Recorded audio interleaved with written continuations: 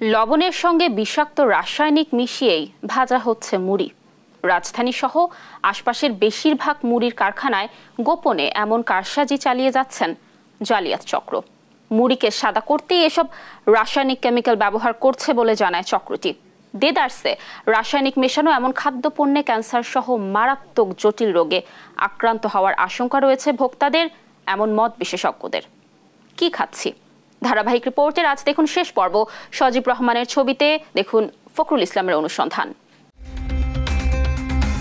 কলের চুল্লিতে বেরিয়ে আসছে মুড়ি, কিন্তু এই মুড়ি কিভাবে এতটা চকচকে হয় তা দেখলে যে কেউ পিলে চমকাবে। কামরাঙ্গীরচরের মদিনা কারখানায় মহা ধুমধামে ভাজা হচ্ছে চাল। পাশেই গোপনে পানিতে লবণ ও হাইড্রোস গোলানো হচ্ছে, যা পরে চুল্লিতে দেয়া লাল মোটা চালে ঢেলে দেওয়া হয়। হাইড্রোস দেওয়া হয়। হাইড্রোসের মুড়িটা একটু সাদা হয়, ক্রেতারা কিনে সাদা পছন্দ করে বেশি।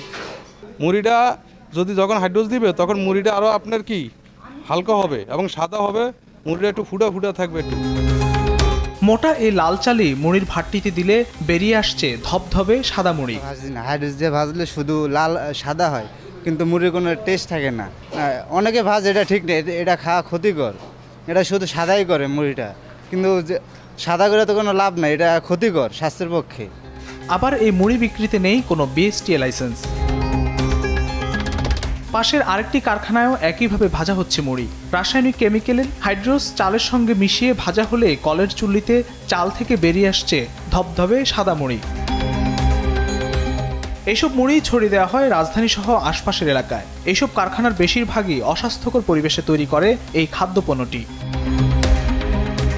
কামরাঙ্গীরচরে এই মিষ্টির কারখানায় অস্বাস্থ্যকর পরিবেশে কিছু আগেই তৈরি করা হয়েছে মিষ্টি। রং, সোডা আর পাউডার দুধে মিষ্টি তৈরি করে কারখানাটি। এই কারখানার ফ্রিজে পাওয়া গেল দুর্গন্ধযুক্ত ছানা। পাশের রুমে নোংরা মেঝেতে খোলা অবস্থায় রাখা হয়েছে তৈরি করা মিষ্টি। এই মিষ্টি শোরুমের সামনে কাচের শোকেছে, কিছু পরেই সাজিয়ে রাখা হবে। চকচকে লোভনীয় এই মিষ্টি না জেনে বুঝেই কেনেন ভোক্তারা। খোলা রাখাটা ঠিক না, এটা আমরা বলতেছি। আমি তো বলছি যে এটা ঠিক হয় না, এটা তো আর তো আমি তো বলছি। এইসব জালিয়াতির বিরুদ্ধে আরো কঠোর ব্যবস্থা নেওয়ার আহ্বান বিশেষজ্ঞদের। এটা মানব দেহের ক্ষতি হইতেছে এবং এতে মানুষের আমরা বেশি রোগাক্রান্ত আমরা হইতেছি। এদেরকে ধরার জন্য সরকারকে আরও বেশি তৎপর হওয়ার দরকার এবং সরকারের যে বিভিন্ন এজেন্সিগুলি আছে, সরকারের অনেকগুলি দপ্তর কিন্তু আছে এই ব্যাপারে কাজ করার জন্য। ডিসি অফিসের কথা বলেন, সিটি কর্পোরেশনের কথা বলেন, আরও যারা আছে। পাশাপাশি সংশ্লিষ্ট কর্তৃপক্ষকে জোরালো মনিটরিংয়ের দাবিও জানান তিনি। ফখরুল ইসলাম, দেশ টিভি, ঢাকা।